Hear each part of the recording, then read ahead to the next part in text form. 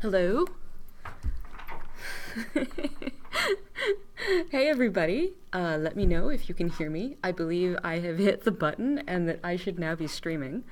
Yeah, right? Like, how much can I break the game? This is why, like, I barely check in code anymore.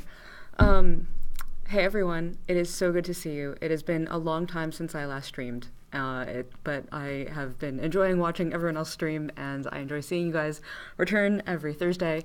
My name is Stephanie. I am Stonehearth's product owner. I was an engineer before I was a product owner, and now I'm just super excited to be talking about the Northern Alliance and the Northern Alliance's lore. And basically today, I was kind of hoping that we could take this hour to sort of talk through some of the things that are going on behind the scenes of the Northern Alliance and what that means for everybody. Uh, yes. Hey, all of you. Hey, Keister, and Don't Call Me Shirley, and SRAL 92X, and The Sims 3DT, and Halo Kills, and Solus. Yeah. Oh, you're putting off an essay for this, so hopefully it's worth it. What's your essay about? Maybe we can just write your essay instead. No, I'm just kidding. But, like, who knows, you know? Like, there's a lot of philosophy involved in the Northern Alliance. So, how likely are you to recommend Windows 10 to a PC or colleague? You can't see it, but, like, after the, like, surprise reboot of the machine, not very. Sorry, Windows. No, not right now.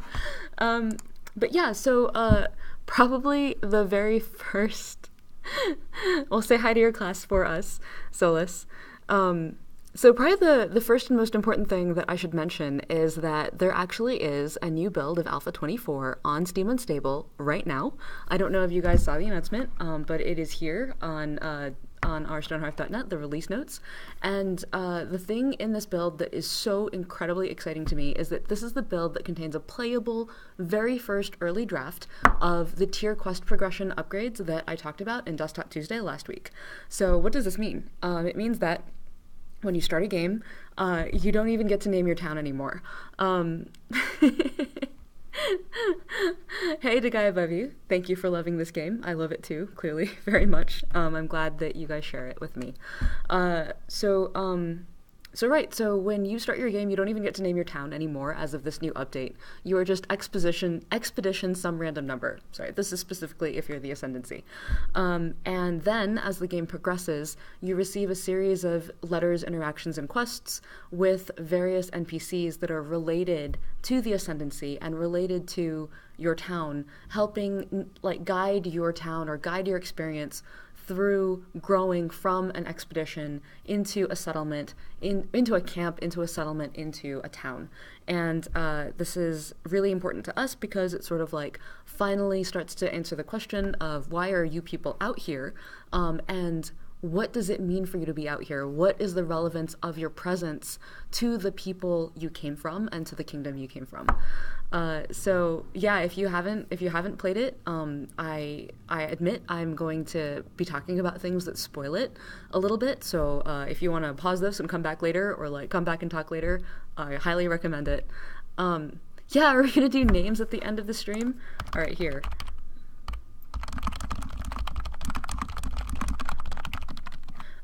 I will take them down because this computer, I don't know if it has like a really super recent version of the code, so it might be important to do that later. So because names, right? So yay! All right, remind me to do names at the end of the stream. So if like 7:40 rolls around and I'm not doing names yet, remind me to do names. So yeah, so what I want to do today is talk a little bit about like what's going on here, what's going on with the Northern Alliance, and brainstorm with you guys what their quest progression might entail so that when we tackle that, it sort of like rises naturally out of what's going on, but also has some of the themes and tones that we would like for the Northern Alliance.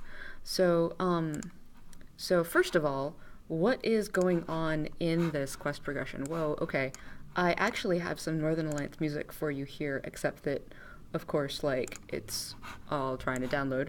I will get this back in a moment. Doo-doo-doo.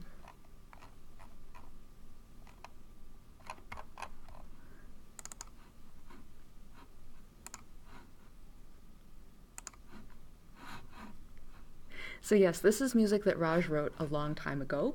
And it's just that we never actually got it into the game because the Northern Alliance hasn't been in the game for a long time. But okay, so what's going on in From Camp to Town in 3 Easy Steps?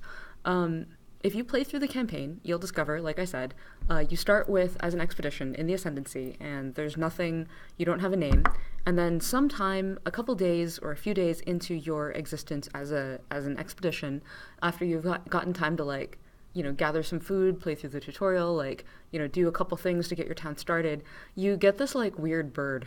And it's a weird bird because Ali loves birds, and Ali had a strong hand in writing this content along with Luke. And the weird bird says something like, "Hi, I've got a message for you," or it hands you a message. And the message is like from, you know, a like representative from the capital, and it's like, "Hey, you know, as the Ascendency, we send our best and brightest out to form new settlements. So we're incredibly proud of you. We want you to succeed. Like, on your way here, I hope you've thought about what kind of town you want to be. And based on what kind of town you want to be, let me know, and I will send you a banner to commemorate the kind of town you want to be." And so you can pick from 3 different kinds of banners. One of them is a banner about trade. So, like, you know, this is the kind of town that will be strong, like, will sprawl. It'll have, like, connections to other places. So, you know, roads help your Hearthlings move faster. Or maybe this will be a town that is about mining. Like, what kind of, we'll be focusing on resource acquisition. So, like, mining yields more stuff, that kind of thing. Or maybe this is a town that's going to be focused on, like, sort of food. So, plants make people happier. You know, like, people, farming is more effective, that kind of thing. So you pick which one you want, and then you keep going, and you eventually get the banner. And when you receive the banner, like, you open the thing, and then you get, like, a little, like, beautiful, you get a beautiful animation, actually, that sort of, like, illustrates your banner, like actually, like, leveling up. Everyone comes around the banner, they celebrate, they clap, and then now that bonus that is associated with that banner is in effect around your town.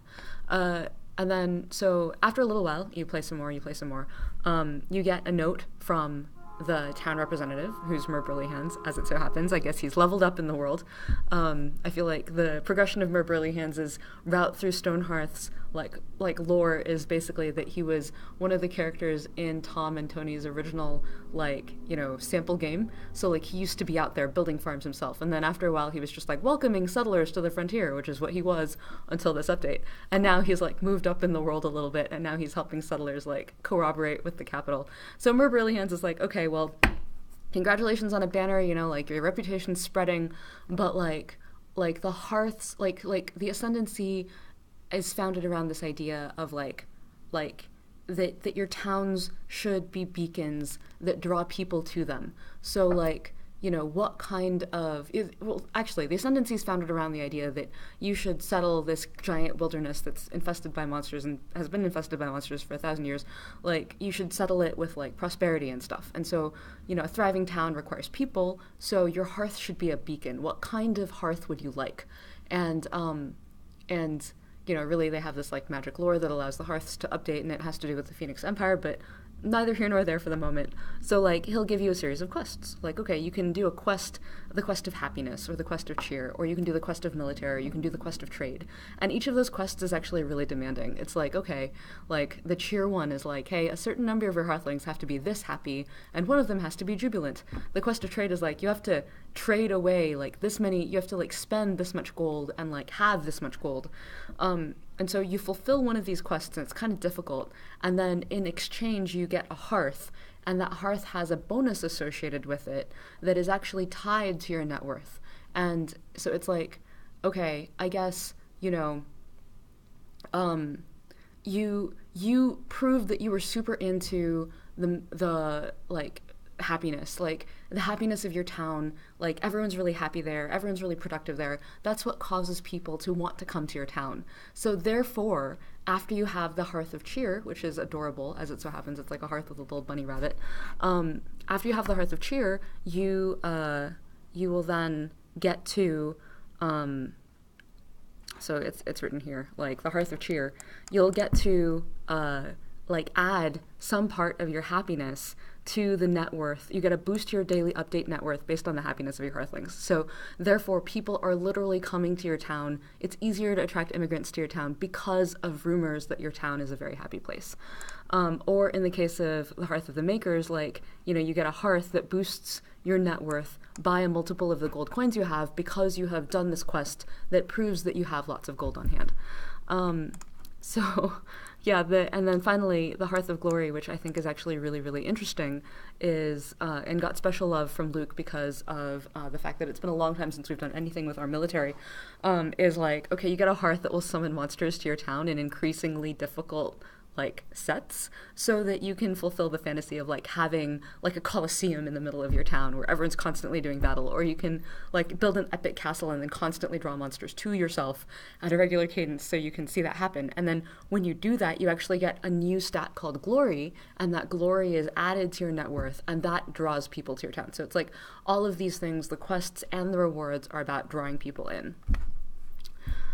Please make sure the speaker for non-microphone sounds isn't muted. We can't hear the Northern Alliance music if you're playing it. I'm not yet playing it. Sorry. I'm not actually playing any music in the background because, because I actually do not know where the new music playlist lives. Somewhere in, like, VLC, I'm sure. I apologize. So I'm telling you this. Yeah, I know, the balancing for this is going to be intense. This is what Luke has, like, spent the last 2 months doing, like, coming up with this and balancing it. But, like, really what we really want you guys to do is, like, play it and tell us how it feels. Because there's a lot of things that went into these quests, and actually our main goal was not to make the banners equal in value, but to make them equally interesting. They're not supposed to be like, wow, you can win the game faster if you do this as opposed to this. They're more like, this is the kind of playstyle you like, so this is a banner that will enhance your fantasy. Right, so finally, like, at the end of this, you've got lots of people in your town, the town's doing great, and you get a last series of quests that's like, okay, this is what you need in order to have your town formally recorded in the books and the journals of the Ascendency as a place that is safe to live. You've succeeded in your quest of reclaiming this territory for our kingdom, and so, like, please build one of these shrines in order to showcase that you've done this. And that's actually very similar to the existing shrine quest, except that we've added a bunch of extra decorations and bonuses that you get afterwards. So I'll talk about this in Next Desktop Tuesday. The bonus, like, the amount of thinking that Luke has done to create these quests and the rewards that come out of them is, like, to my mind, because I'm not a designer, like, really surprising and interesting.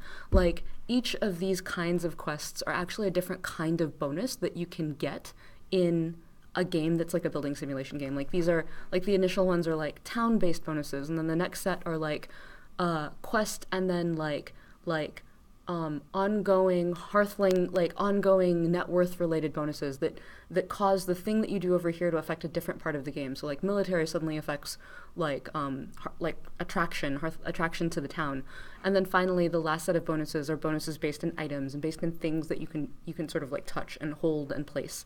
So anyway, right, so there's a lot of thinking he did, but what he really wants to hear from you, like over the weekend and next week when you play it, is how they feel. What kind of bonuses feel best? Because maybe you'll really enjoy the banner bonuses, but you like won't resonate as much with the shrine bonuses. I don't know, that's the kind of feedback that we really want. And the other kind of feedback we really want from you if you are playing this over the weekend is, what is the pacing like? Because like he's been like messing with like when these things happen and roughly when they happen, so that you don't feel like, oh, I'm obligated to do that quest, I'm not ready to do that quest. And it's very difficult to test a campaign that happens over the course of 10 hours or more. And so, like, you know, I mean, like, he micro adjusts the numbers and then he has to play it for another 10 hours to find out if it feels good. So you tell me, you play the game and let us know how it's going. All right.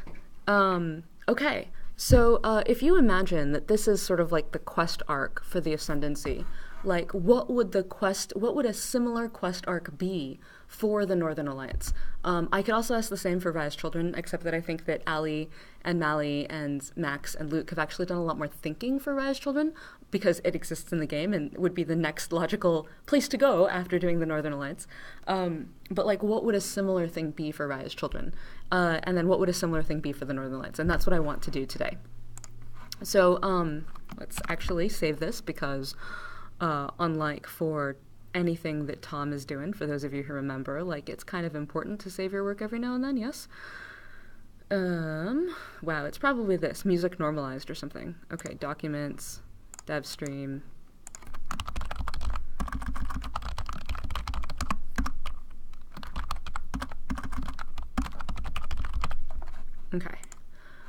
Okay, Sir Asterisk. All right, fighting your computer. Basically, I went through this document, which is the release notes from today, and talked about how today, for the topic of this stream, is to figure out a similar quest, but for the Northern Lights. Okay, so it turns out, like, you know, I'm definitely super into how stories are created, but like, I actually think that stories, you know, they're both an art and a science. Like you can write a story and it can come from the heart and it can be really good, but it won't feel even or good or well distributed unless it sort of follows a certain formula. So at the risk of making storytelling sound really, really gross, I propose that this is a formula you can use to figure out what a story should be. So I'm just going to write this down like it's Mad Libs, and then we're going to slowly fill this out. So when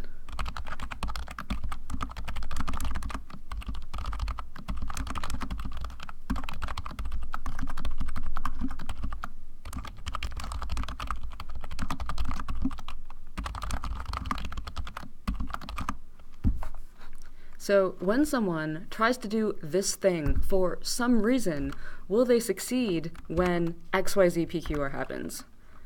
So this is like, you can sort of like use this thing to break down a lot of kinds of stories. Like, you know, when Luke Skywalker tries to discover what happened to his dad because he wants to know where he came from and go on epic adventure, will he succeed when it turns out Darth Vader kills his mentor? Like, or will he succeed because the Empire's in the way? Or like, you know, when Belle, like from Beauty and the Beast, tries to go on an epic adventure because she's always wanted to go on an epic adventure and has had a very boring life. Will she succeed when, like, she discovers that her epic adventure happens in this terrible haunted castle with this, like, monstrously furry guy in it? So what is this story for the Northern Alliance? What are the nouns? What are the characters? Here, character, thing, reason, problem. Actually, I think that problem when challenge. So what are the characters, things, reasons, and challenge that motivate the Northern Alliance? And feel free to just sort of like think about it for a moment, call it out in the chat. And as you think about it, I want to sort of like play some music that Raj wrote for the Northern Alliance, because I think that Raj really has a gift for telling stories with music. And whenever I listen to his music, I feel like his music captures like aspirational Stonehearth more completely than the game itself currently does. So let's see. So here is his evocatively named Winter Level 1, The Last of the Living Mountains.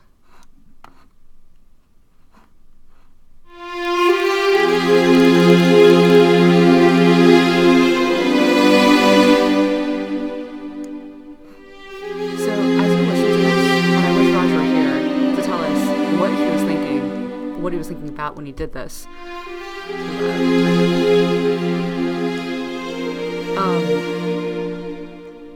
Yeah, right? Moody, right? I mean, what do you think of when you hear a track called The Last of the Living Mountains?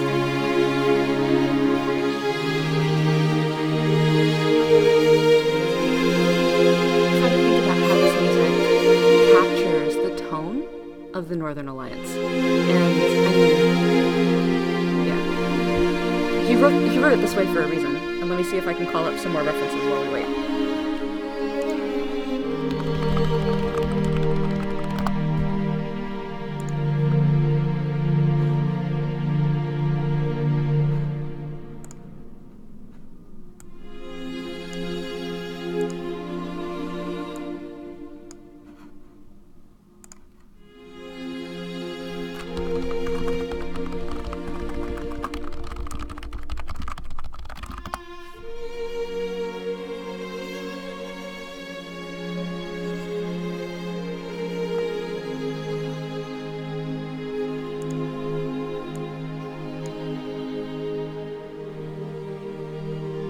still here? Like 2%.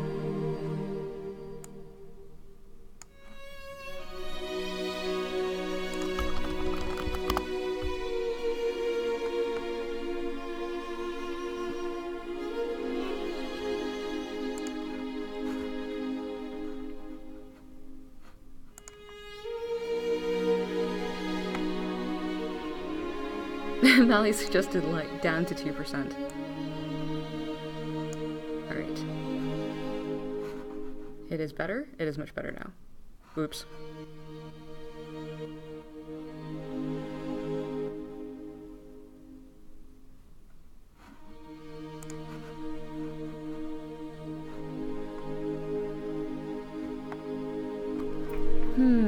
Can I make the mic volume louder and the music softer?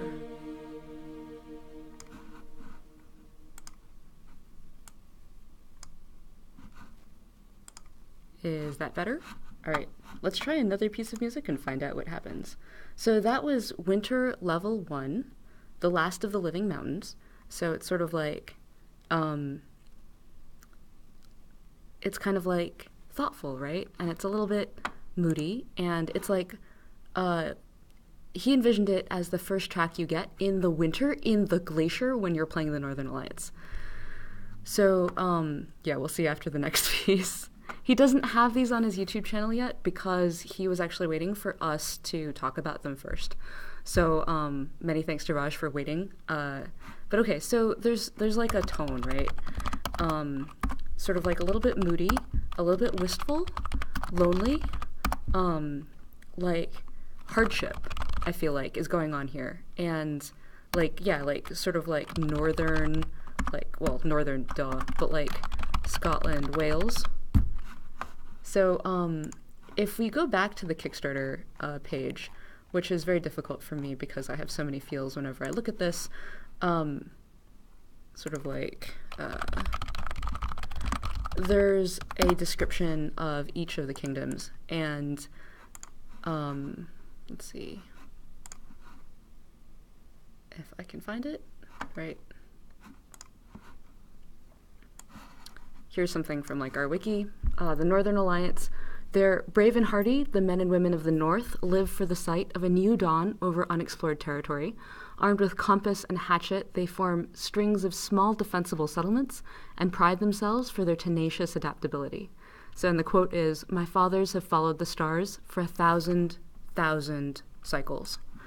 Okay, so we got a couple from here too, like a couple tone things from here. So brave, hardy. Like, what are the adjectives that we chose back then?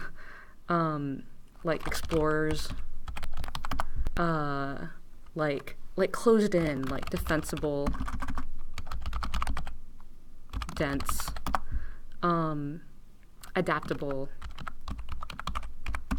tenacious. All right. Right, they are survivors. And 1,000, like stars, and then like other things, stars, and 1,000 cycles.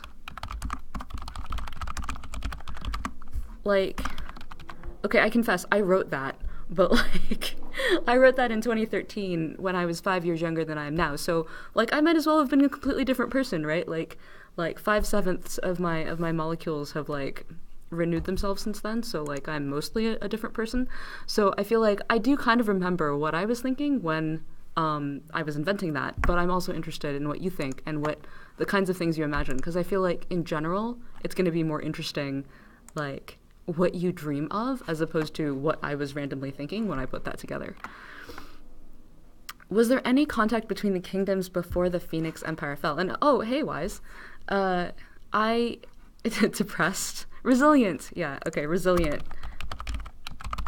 I think wistful and moody are as far towards depressed as I would go. I don't want everyone, like when you play Stonehearth and you play the Northern Alliance, like, everyone shouldn't just be like this. I think that would be really depressing. Okay, so that's one of them. Here's another one I think that is a little bit more upbeat. So let's see, this is Winter Level 2.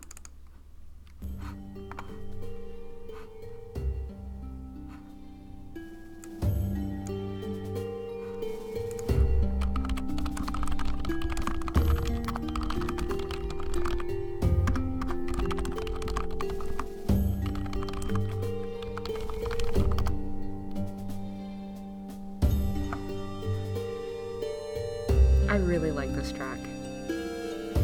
This one is called Those of the North.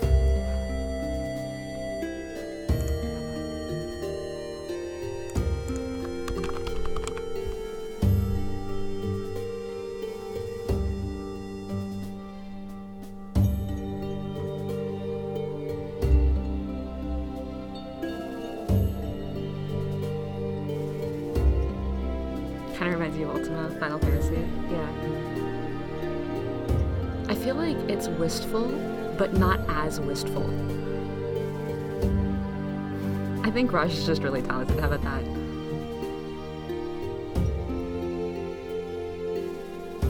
Like, it's wistful, but there's kind of hope to it.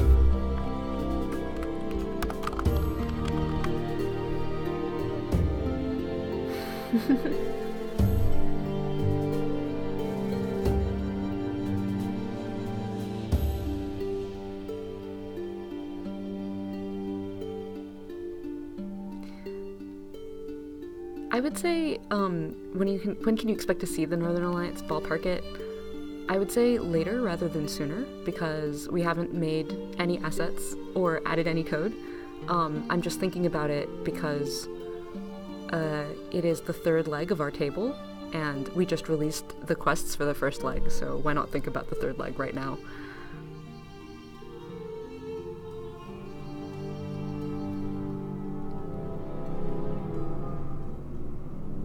Like, clan and family, right? Okay.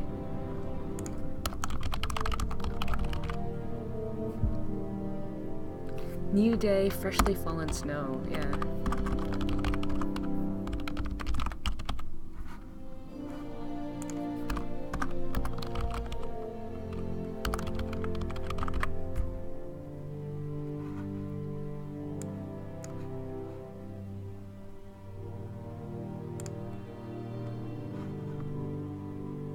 Right, like, they have they would have to be strong in community, because if you didn't feel strong in community, you'd die. Like, the weather is trying to kill them out there. Someone has to go outside and shovel it so you can get to work. Yes, this is true, except if you're in the Northern Alliance, maybe you work closer to home. Alright, so one more that I downloaded for today. This is called Spring Level 3, Care Moya. Care like a castle. So this is a spring song. He grouped them by seasons.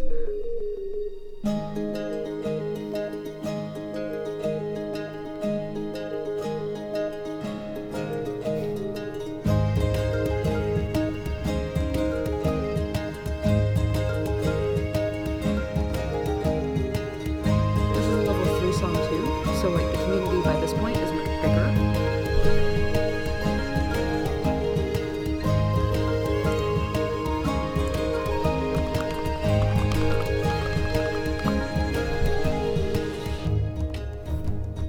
And unity.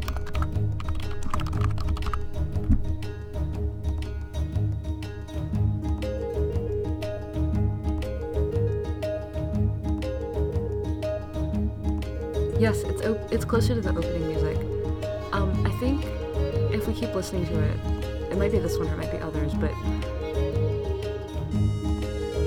it'll have a little bit of Stonehearth's main theme in it.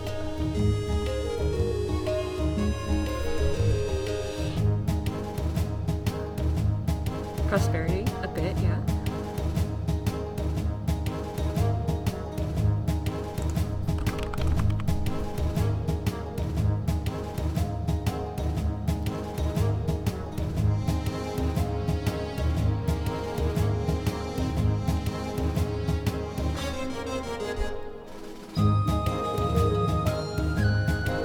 I think it feels very different than the other previous two, because the other two were from winter and this is from spring. Sam is dancing with Rosie again. And I wanted to play it because I think that it demonstrates that there isn't just stoicism to the Northern Alliance. Like, every now and then the glacier has to have its spring also, and what is that like?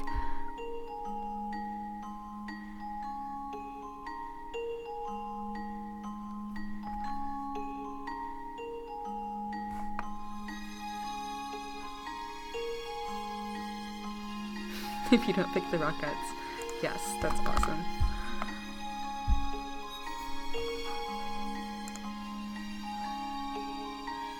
Wet and chilly but green. Yeah, I would add to that like, that tons and tons and tons of ice is melting from, like, on top of a mountain. So also dangerous. Like, wet in a very dangerous way. 9 months of winter, yeah.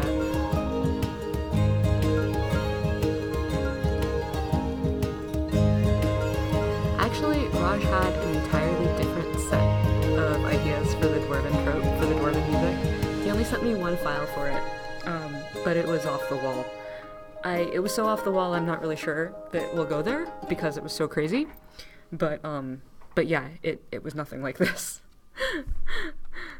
Well, I'm glad that you guys enjoyed the music. If you see Raj on the discourse, or if you want to just, like, ping him on the forum or whatever, you can let him know that we started listening to his Northern Alliance music, and it is really amazingly cool. Okay, so great. We've listened to some ideas and themes for the Northern Alliance music. So now we've got these tones. Like, the Northern Alliance ranges from moody, wistful, lonely hardship to, like, you know, brave, hardy explorers, defense, adaptable, quiet, peaceful, hope and unity, and then, like, some nouns. Well, they're deeply interested in the stars. They've been wandering for, like, 1,000,000 cycles. 1,000,000 cycles? Like, how do you want to read that?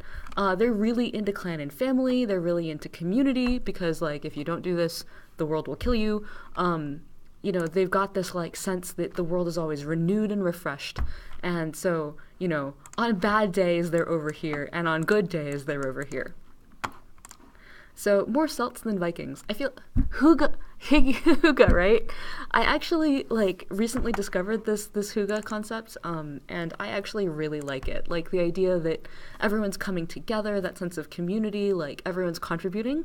I actually think Hygge is really, really intrinsic to that sense of your hearthlings, like, running pell-mell to, like, build a house together. Like, nobody's thinking about their ego or, like, the slights that they had, whatever. They're all together, working together. It's actually really cool.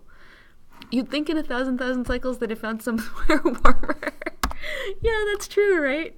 The Last Hobbit. I do think, actually, that they have, but that they don't go there. And there's tons of things we've written about the Northern Alliance, but, like, all right, so what are some, like, characters, things, reasons, and challenges that we could stick into this sentence based on these tone things that would kind of make sense? So, yeah, there's got to be a reason they left, right? They like it in the snow, they like the cold. Like, the cold never bothered them anyway. They're bound to the cold as part of their culture. Okay, that's an interesting reason. Like... Actually, it's interesting, like, they're bound to the cold. For what? Like, cultural reason is, like, a placeholder.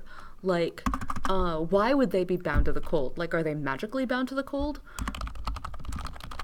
One, like, random thought I had was that they're, like, honor-bound to fight ice elementals or something like that. Like, maybe, like, some vital essence of theirs is, like, tied up in the universe of ice elementals, and, like, you know, every time, like they need to found a new town or something, it's because they need to go, like, tame an ice elemental that's out there. Yeah, Hey, Allie. Yeah, no, maybe we won't go that far. They herd animals that don't like the warm weather. Okay, so, like, their food sources are furry, are deeply furry.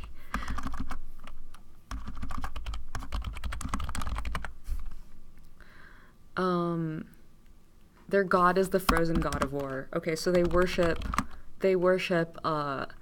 winter cold deity. Cursed by the living mountains. Oh, that's kind of cool. All right, cursed by the living mountains. Thanks, Raj. So these are, like, gods, monsters,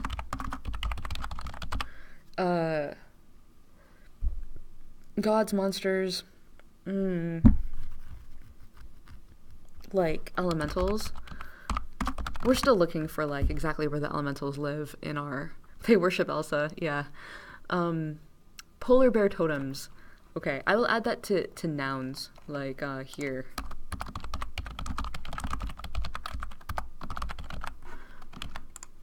Their bodies physically can't handle the warmer weather. I feel like that could be related to the curse. Like, it's like, there's...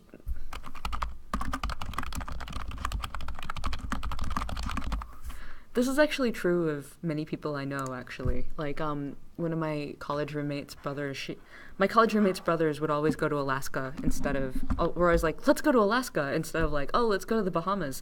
And she was like, they're polar bears. They can't leave the area due to dangers that live in a valley that they need to cross to leave. Okay, so like dangers block the way to warmer lands. Fight trolls. Yeah. I can't stand it if it's above 78. Here. There's a reason that I live in San Francisco, or at least near San Francisco. They melt in hot weather. Like, oh, I dream of summer. Right, okay. Yeah, you can send them to the desert, so maybe that doesn't work so well. But hey, like, maybe they're just... If this is the case, then we have to make them all depressed in the desert. No Yetis. All right, Yetis.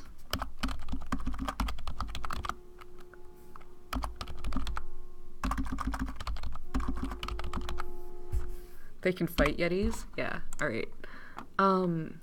They're guardians of the world against a northern threat, the wall. Yes, okay, so great threat in the north. That's a little bit on the nose, but actually when Tom came up with the Northern Alliance, like when he was modeling those first 2 people for the Northern Alliance, he actually was thinking of the Starks. He was like, you know, winter is coming, there's a great threat on the horizon, only we know about the threat, like, so therefore it's our duty to protect the rest of the world from this threat.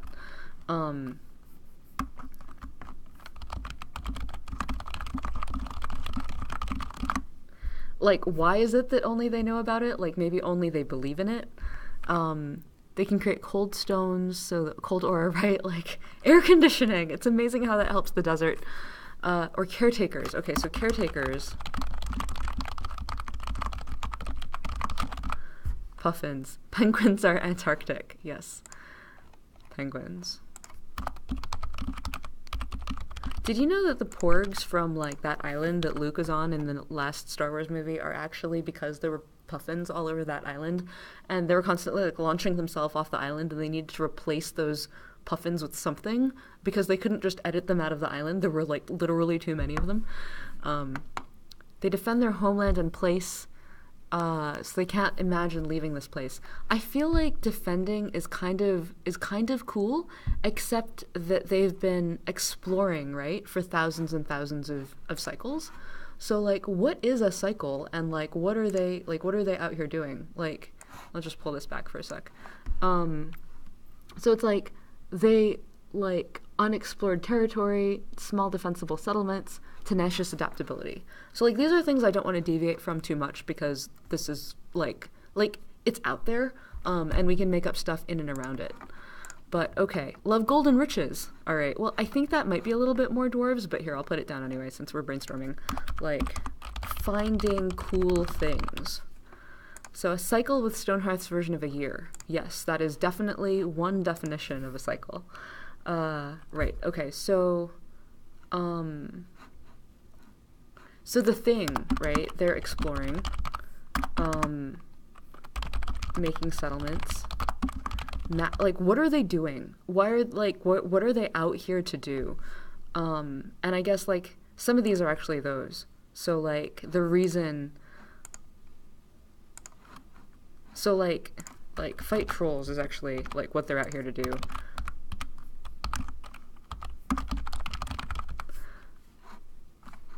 Right. Okay, so like they're searching, and the reason is like, okay, well, because I'm honor bound to fight them. Their food sources like it, because they're cursed by the living mountains. They're really miserable when it's hot, right? Cause there's a great threat in the glacier, right? Cause they're the caretaker, cause they're finding new things. Okay, cool. Right. Okay, so searching for magic stones. And then the reason is like,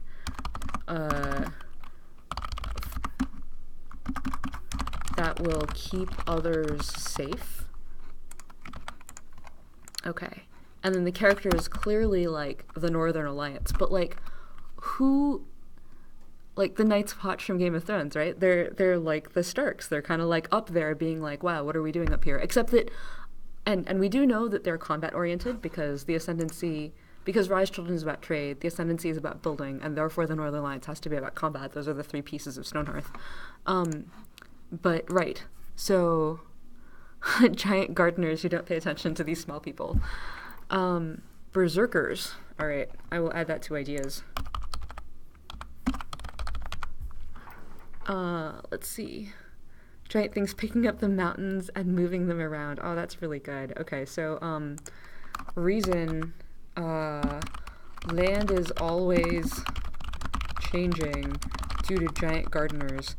I feel like, honestly, Ali had one mock-up where the land of the Northern Alliance, the glacier, was constantly in flux.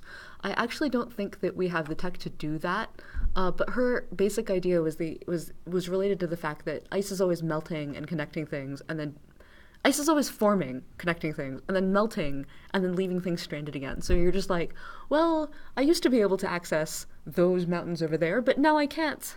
Like, surprise. Okay, so the value strength and the peaceful life of the South is not where they will find true strength. All right, so that's another reason, like valuing strength and challenge themselves. All right, so, okay. Searching for a cure for a curse. All right, so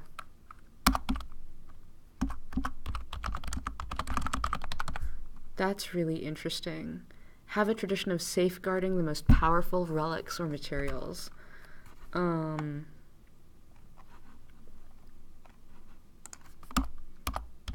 So I guess that's like, what are they doing? They're like camped out far from stuff.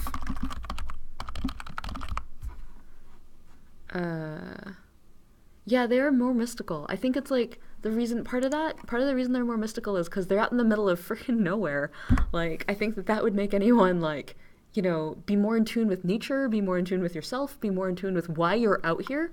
Like, these are people who could be living in the, like, fertile but monster-infested lands of the center of the continent, but they're not.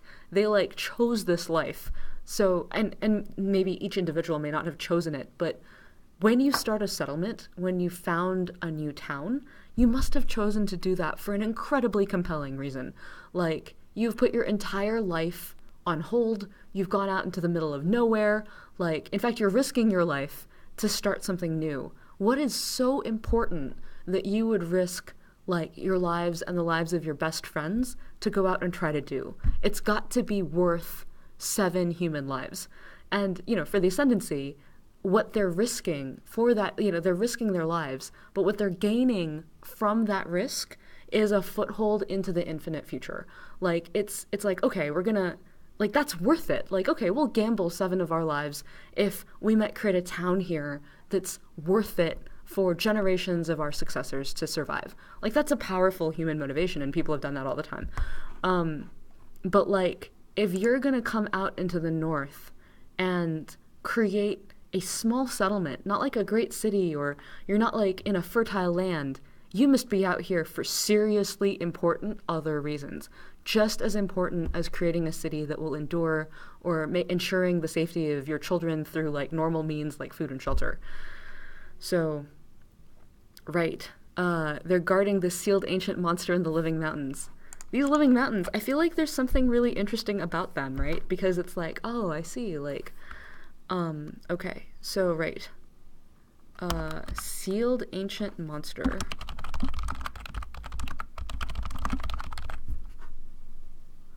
More permanent home. Right, okay.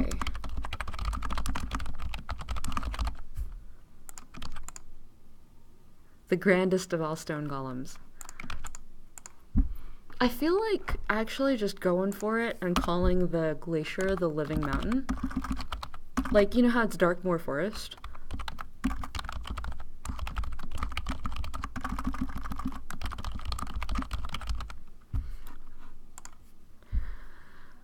Unless it's something else. Yeah. They're keepers of ancient relics, and they have to keep moving to keep the enemy from taking them. Make a settlement, stay there for a while, reproduce, then start moving again when the enemy is starting to sniff them out. Wow, that's really interesting. Okay, so,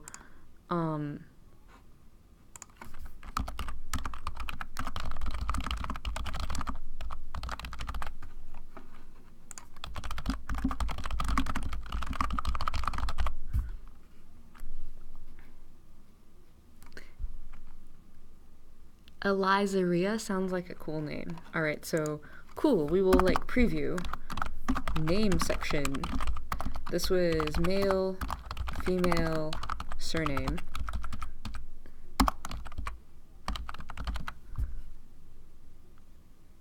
Is this like an Elsa joke? Anyway, let's not go there. I keep Tom and Tony in the closet in the hallway. I let them out once a year. Oh my goodness. Oh my goodness. I can neither confirm nor deny this. There could be an evil alliance searching for the ultimate weapon that would allow them to take the land from the weak people in the northern climates. I feel like that's not really on the brave and hardy thing. That sounds more like the secretly evil, like, dictator thing, but I'll write it down. Okay, so, like, let's see,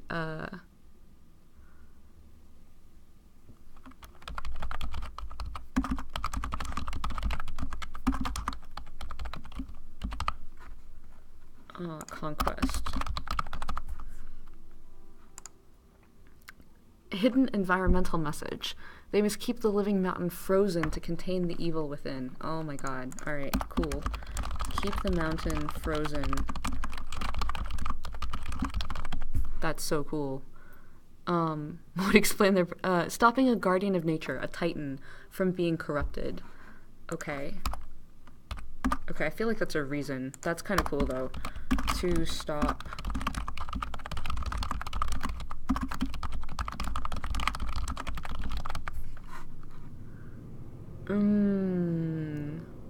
Like, when it does, they must purge the corruption through battle to appease the gods for divine intervention. Jeez.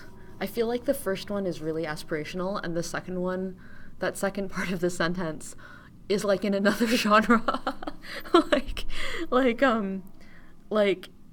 That would be an amazingly cool game, but I feel like it would take you toward combat in a very definitive way, as compared to taking you toward building and stuff. But I do like it, but I think it's a little bit far. That's just the second half.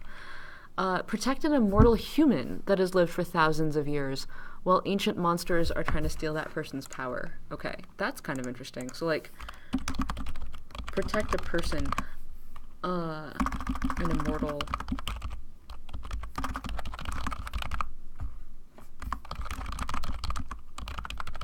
They're protecting Santa's lands. Yeah, okay, so, like, how about protecting an ancient secret civilization? They guard Santa. Right. He's the crazy old man that keeps showing up and bothering you during quests. Like, hey, young person. All right, so...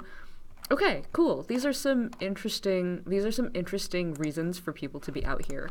And I feel like we need to settle a little bit more on the characters. So, like, this might be fairly straightforward because you start with 7 people, like, who are they really? But just to get some more, like, focus on this, the Ascendency sends out their best and brightest and most, like, dedicated city founders. So, like, they send out, like, you know, basically teenagers and maybe people who've, like, done this once or twice, but they send out the cream of their crop. Like, you don't go out there, you don't found a new Ascendency town unless you are, like, unless your parents and your mentors are like, yes, this person will succeed. They don't let the, like, people who might fail out there because, like, they're really worried they'll die. Like, yeah, basically. Rise Children, like, sends out... It's a fair question. Like, maybe the answer is the same. You send out your best and brightest because in the Ascendancy's case, they're forming new towns, new farming communities, new places to live. Rise Children, they're sent out to, like, you know, go form new trading outposts. You probably don't want to send all of your town rejects, but I suppose that would make an interesting story. a backstory about the three brothers who founded the three factions and why each faction was shaped that way. There is a backstory about how the factions are founded, and you can find it in the I guess text of each of their crafters.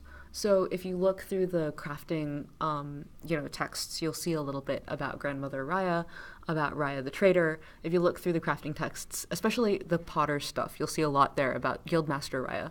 And if you look through the texts for the Ascendency, especially the Carpenter, you might see some things, and the shrines, you'll probably see some things about Sid.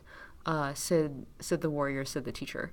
So the North send out their resilient, strong, and dedicated.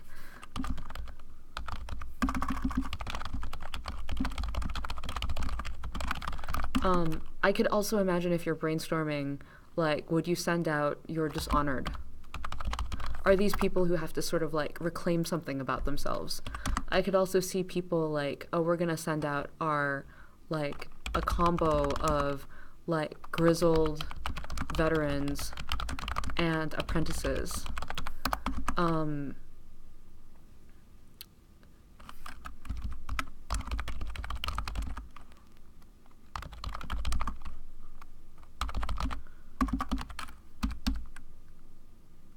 Would be cool to see a DLC where you can play as the Phoenix Empire. Like, I feel like that would be like, yeah, you start with, like, a giant city, or maybe you start as an outpost of a giant city, and in the end, everything, like, ends with the whole thing blowing up. We send out a 1-1-1 guy who ends up a farmer. Yeah, you send out your best people, but after that, at that point, you, like, have to take whatever you can to survive, right?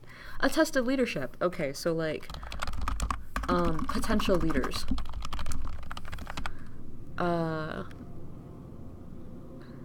Redemption ritual, like, okay, so right.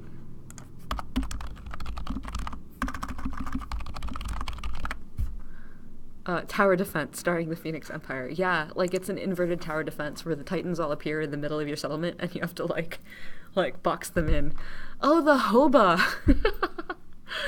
That really was, like, a joke. We didn't really intend to at all, like, become a Hoba company. Prisoners. If someone dies, it's no big loss. Right, like...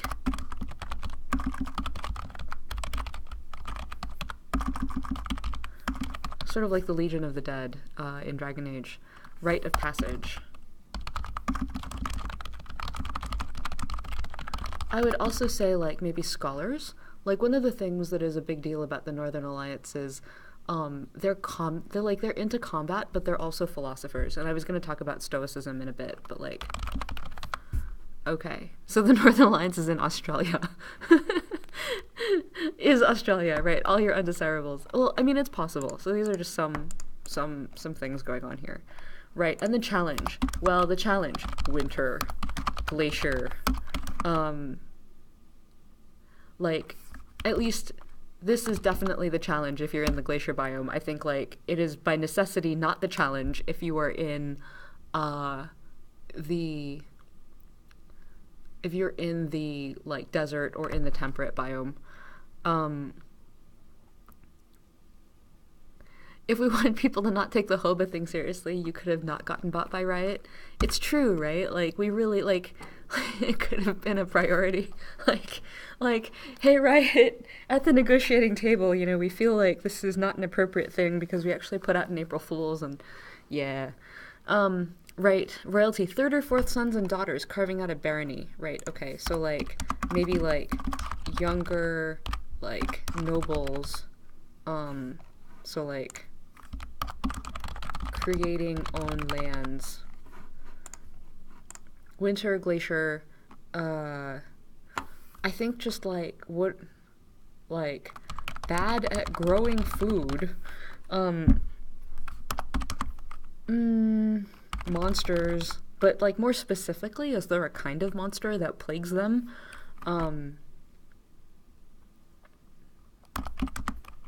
Like, ever-present threat of Titans. Let's see. Vests and the hats, I don't know. Dire wolves? Giant frost weasel! Yeah, that's right, okay. Weasel? Like, no wood. right. I feel like these are all together. Winter, glacier, no wood. This is more like generic. Giant rabbits.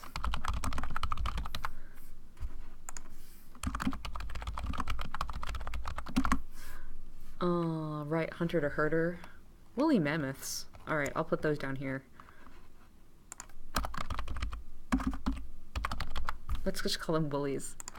Massive worms burrowing through the ice. That's actually terrifying to me. Like, it's like, oh yeah, I'm here on the ice, like, and then it turns out that you're like one of those like little like insects that like gets on the surface of water and then like pow. Okay. Short growing season. Snow ice houses. Yeah.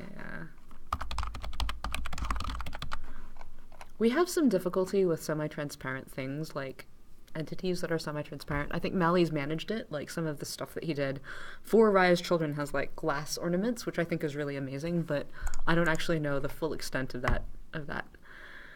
Yeah, okay. Right.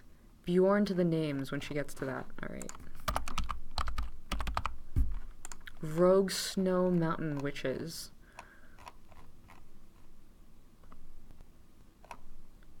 Where were we? Right, okay.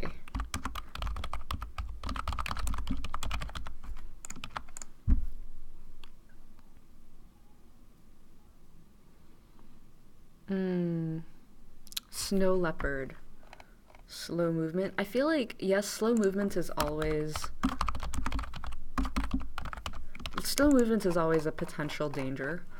Okay, so, let's try before, okay, it's 7:39, we're almost at the end of the hour, but I want to try putting together some of our most favorite things. And it's kind of funny because this is Mad Libs, right? So like you can put them together in any sort of form. Alright, lichen and moss for healing, this is actually really good. But I feel like we still haven't really gotten to the challenge. Like, terrible, like, very deeply introverted, like, these are situational. Like, they're very much glacier related, but, like, there still should be a challenge if, even if you are, like, in the desert or in whatever, like, so, and these are, like, things that are true about them, and then these are, like, external things that might be chasing them. So, like, yeah, slow to warm, right. Because, you know, like, they're just naturally distrustful. They've been out here for a while.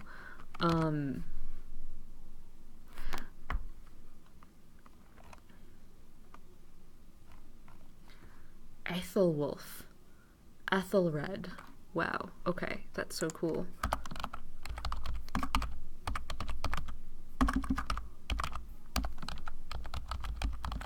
I think Ethelred. Let's put that under ladies. Okay. So let's try making... I feel like there's still some more here. Like...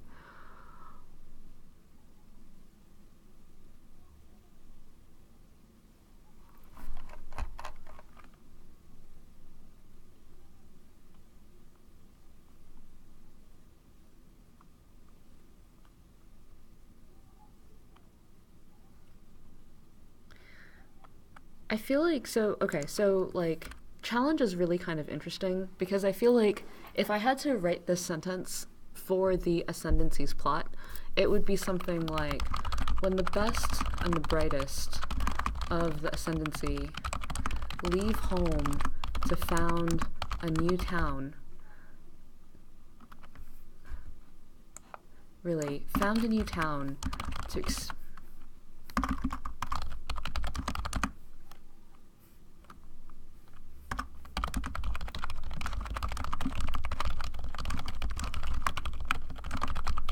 like, I mean, the answers to this question are really kind of dorky. Like, when they're overrun by goblins, like, will they succeed when they're overrun by, like, by monsters? Like, you already know that they were gonna, like, reclaim their land when...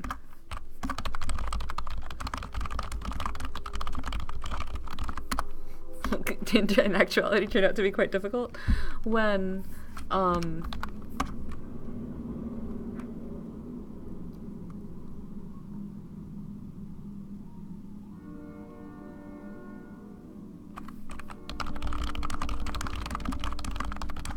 surviving turns out to be harder than expected. Like, I feel like the Ascendency, like, the campaign inherently has no twist. Like, it's cool, and maybe you don't need a twist because surviving by itself is hard. But it's just sort of like, I went into the forest and I camped, and it was cold, and it was difficult because it was the forest. And I feel like, you know, there's something, but they're overwhelmed by the force of nature, right? Like,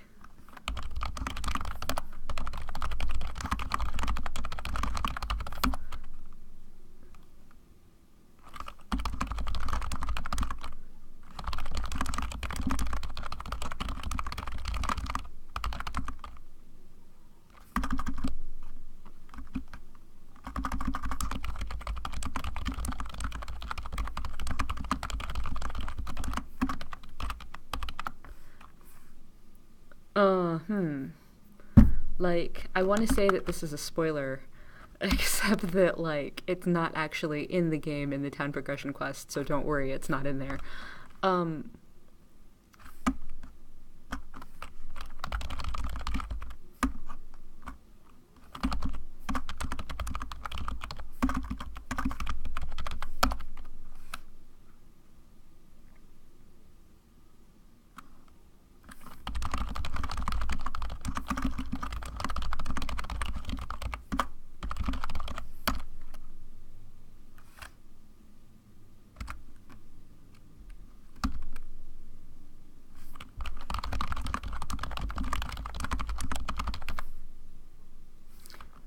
But anyway, yeah, so, like, I feel like, you know, this challenge is maybe not really baked into the quest and the quest structure. Like, will they succeed when, like, it's actually quite difficult to, like, the act of success is a part of, or the complications about succeeding are part of, like, the quest. They're not external. They're not a surprise. They're not anything at this point. And I think that that's sort of, like, one of the things that we still need to work out. Anyway, so, right. Like, maybe I'll just end the sentence with, will they succeed when,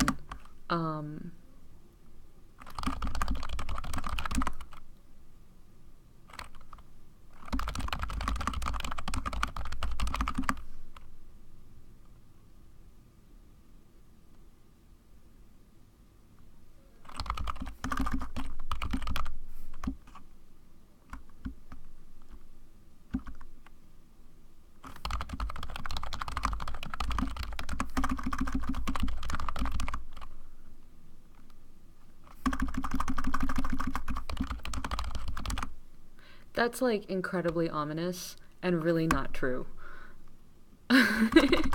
Let's see.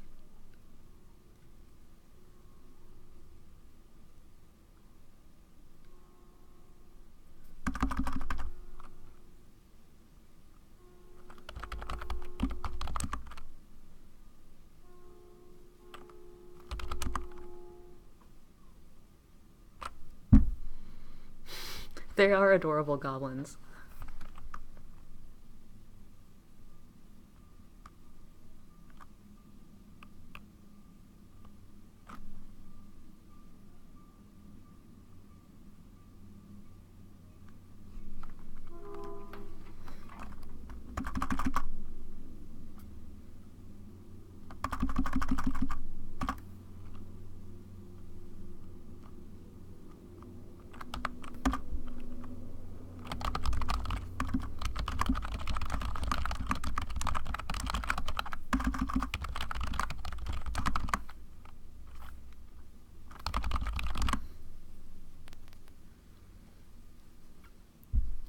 The Phoenix Empire destroyed themselves and in the process forever altered the land, forcing the strong and proud Northern Alliance to a new, harsher, colder world. That's actually 100% true. So I'm so glad that you thought of this. But anyway, so I feel like it's something like this, but for the Northern Alliance. And I feel like there's a lot of really interesting things that are going on here in your story. So like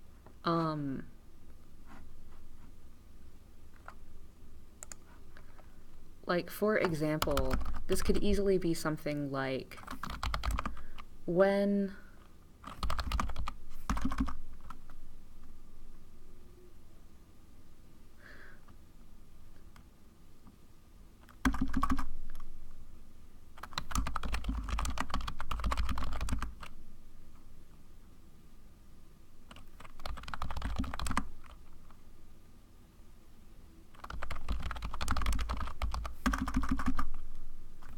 a group of dishonored warriors, like,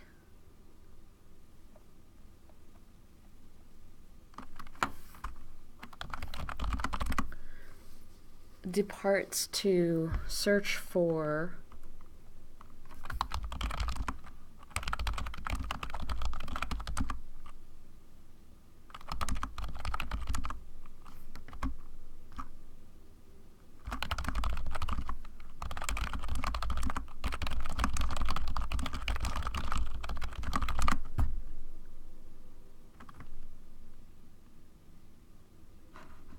when a group of ancient magical warriors creates a settlement, creates an outpost, while search for, will they succeed when, like,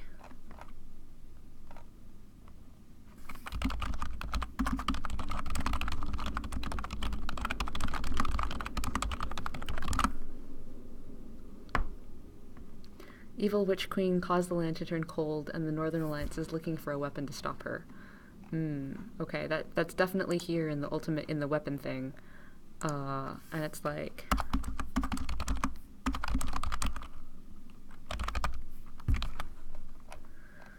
right, okay. And the other thing is that this story needs to be repeatable. Like, it's not just about the one time that you play the Northern Alliance. If you play the Northern Alliance like 50 times, just like if you play the Ascendency 50 times, the story still needs to make sense. Which is a little bit why I'm sort of sorry that Ogo Skullbunker is like so named, but it also explains why it is that the stories, but in general, have to be, like, the settings have to be vague. Like, you're not following a pioneer family, like the story frame has to work for every pioneer family. So it's like, or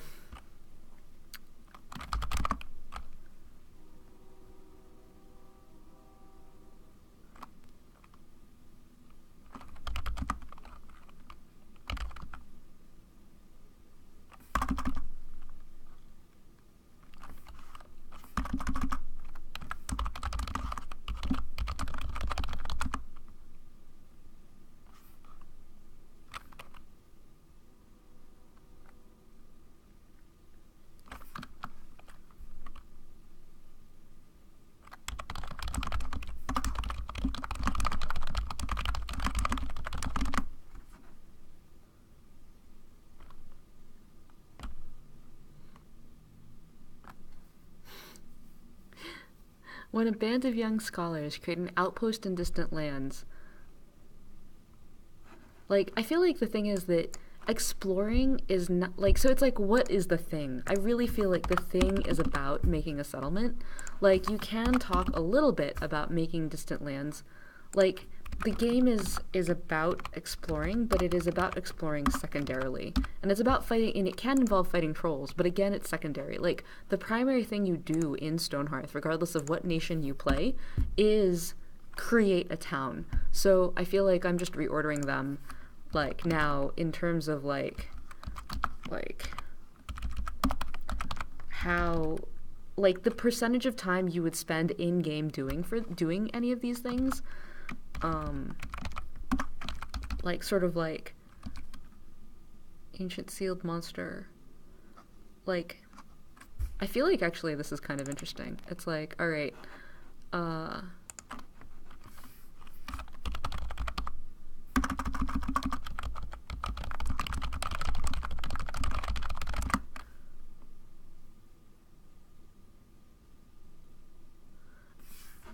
I feel like this is kind of weird, but okay, let's just go with it. Because the reason that it's weird is because it's like, what? Like, in Stonehearth, you're asked to pick where you want to embark. So it's like wherever you wanted to embark just happened to be where you knew the monster was. Like,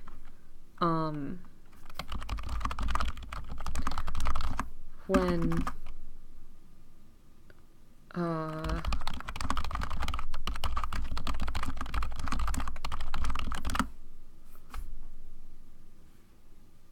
having some sort of cyclical cycle where the Northern Alliance have to do something every year or just constantly do something could be what you're looking for. Yeah, I think you're right. Like,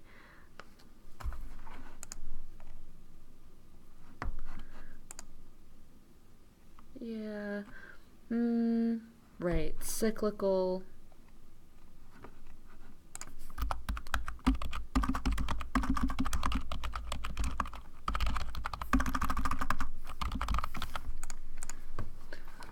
Like, it's like, we're going out here and we gotta, like, plant a whole bunch of flowers until this whole, like, area has been reforested. Gather ingredients to a ritual you have to cast every so often. That's also pretty good. Okay.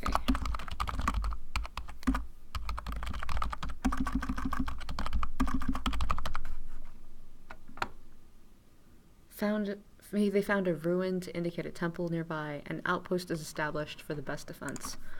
Right. Okay.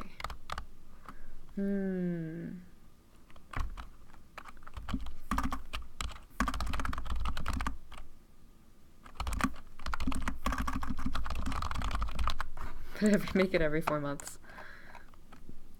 Right. I feel like...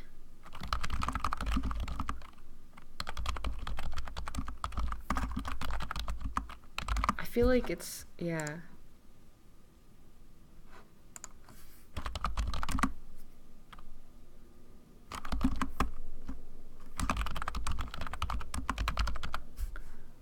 Like, okay, well, you're constantly going to chart nearby lands. Like, you're constantly exploring outward.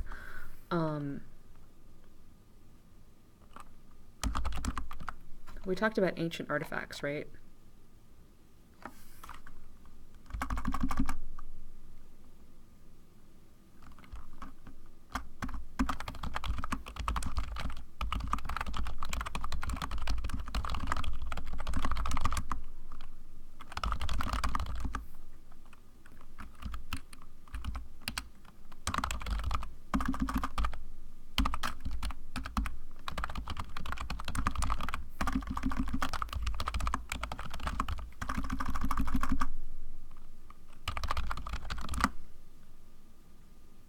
I feel like this is actually probably not a surprise. Like, if you're constantly sending out groups of explorers to search for ancient artifacts nearby, like, and then every single time you discover ancient artifacts, it turns out the artifacts summon monsters, like,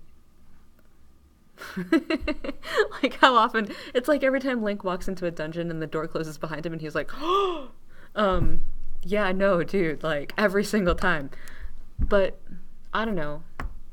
Maybe it's like the artifacts always summon ancient monsters. Right, you explore more than the memory you're going to use. It's true. Rare resource that degrades over time needs to be replaced, so the Northern Alliance are constantly sending out explorers to create settlement to exploit the rare resource.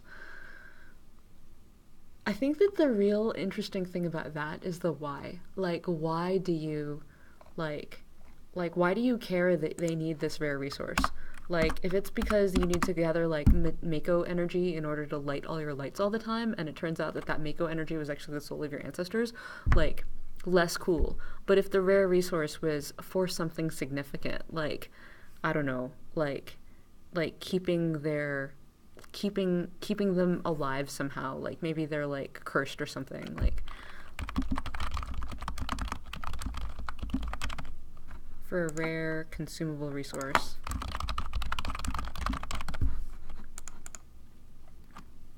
The artifacts prevent worse monsters from showing up, or the monsters always show up, but the artifacts or resources weaken them to the point where you can take them out. Right, so looking for a rare consumable resource so that something important.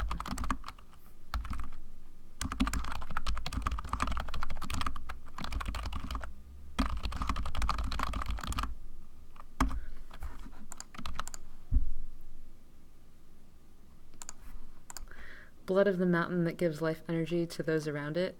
Wow. Wow. Wow. Do you play Dragon Age at all? Like, there's a really big, interesting thing there about the relationship between dwarves and the mountain that they live in. Okay, well, anyway, we are at the end of our hour. We're past the end of our hour, in fact. So thank you all for hanging out and staying so late. I think we got some really good ideas here, and I will continue to mull them over, and you guys continue to mull them over too.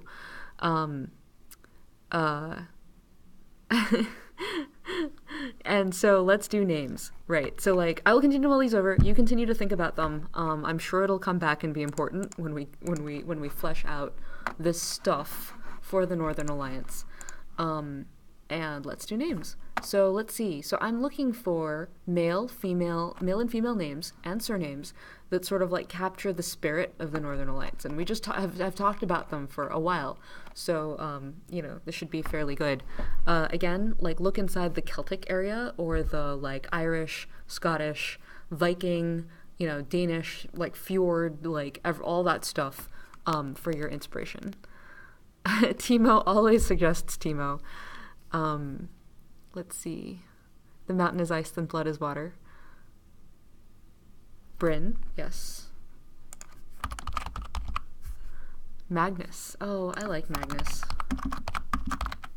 It's a really good name. Very short.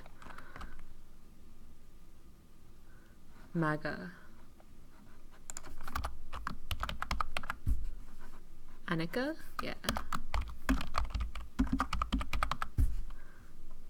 Josephine. Josephine is kind of maybe there.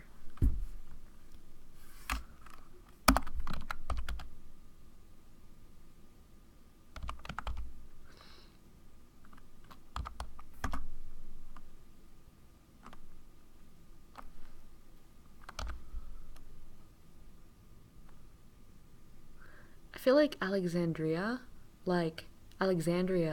makes me think of like the lighthouse. Like, how about that? Alexandra. Right. I think I like Guinevere better than Gwendolyn. Right. Brunhild. Very, very useful. Sven. Always good. Oh, Siobhan. That's gorgeous. Caden. I'll put Caden up here. Acknowledge J in the names. Yeah, well, I feel like if you just pilfer the Celtic list, like, it's, like, too easy. You're like, oh, man. But, Hrad. Okay. Kenna.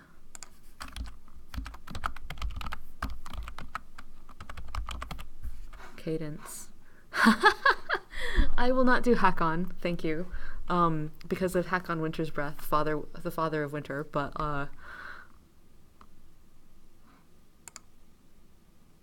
Arian is good.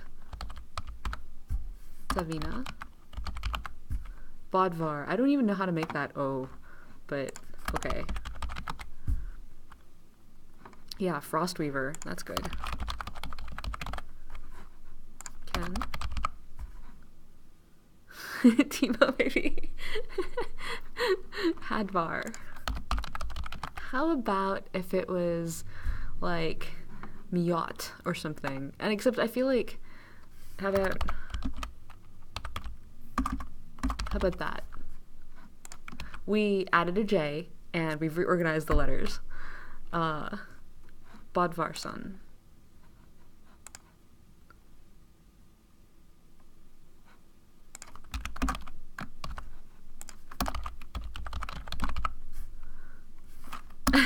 Everything sun, right? Like, I feel like less Starhammer. That's pretty good. Brom's good. Again, yeah. Floki?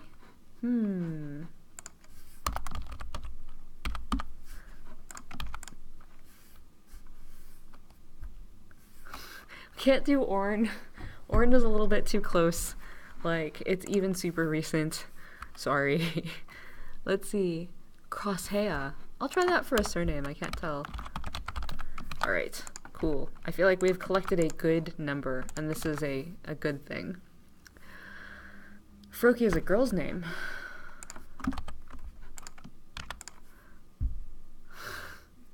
Sigmund. Alright. Ice Wolf. That's awesome. I feel like badass names, you know? Like, we're getting lots of good badass names here. Froki is a Pokemon. Ah, that explains a lot. Alright, I'll just remove that because, like, you know, let's not get banned, or called out. But anyway. Kezra is also really good. Alright. I think this is awesome, and we could keep going for a long time. But, that is super dangerous. Okay, if you have other names, let me know, on Discourse. It is fairly easy to PM me. And Froki's a Norse goddess, but also a Pokemon. Alright. That kind of makes sense. Thanks, Shiva. I'm glad you guys have lots of ideas. It has been a really good time, and I've appreciated brainstorming with all of you. It's one of my favorite things, honestly, to do on stream. And there have been many, many, many of those now. All right, but in the meantime, please go to Steam Unstable, play this build, give the team, especially Luke, lots of feedback about how it feels. Hopefully you'll enjoy some of the animations and some of the art from Ali and Mally and the implementation of all of the things by courtesy of Max, and I look forward to hearing what it's like for you. In terms of timing, I should mention that next week, all of next week, the team is going to be doing a Stonehearth related hackathon where like everyone breaks up. So we've been doing a lot of like large projects. We've been doing multiplayer and building and all this content stuff. And to be perfectly honest, like it's actually kind of a drag working on one thing, even something as important as like multiplayer, or something as important as builder, like constantly, like for months after months after months. So we want to do a Stonehearth themed hackathon where everyone sort of breaks up into small groups and like goes berserk making mods, and just sort of like exercises their creativity a bit. So we're actually going to be doing that all of next week. And as a result, we are going to actually skip the next stream. So the stream on the 15th, we're going to actually skip that one so that everyone can focus on the things that they want to work on. And we're actually going to skip the Desktop Tuesday on the 20th also so that I can go work on stuff for the hackathon. So yeah, like turnip launchers, right? I hope we have fun. I hope that is the result of this instead of all of us just screaming at each other all the time, which is actually very uncommon. I don't think that would happen, but you never know. Like hackathons can be kind of intense. But we'll be thinking of you. We'll be online. You can find us on the Discourse, and we will go see where our creativity takes us, and hopefully you will feel that in sort of like this kind of renewed energy inside the game and as we make the game. So, how do you get mods? Go to discourse.stonehearth.net and like get all the mods you want. You can't ever imagine Ali yelling at anyone. Yes. Anyway, so that's where we'll be, and you can contact us anytime. And in the meantime, play this, and I look forward to seeing you next time. All right, it is always a pleasure, guys.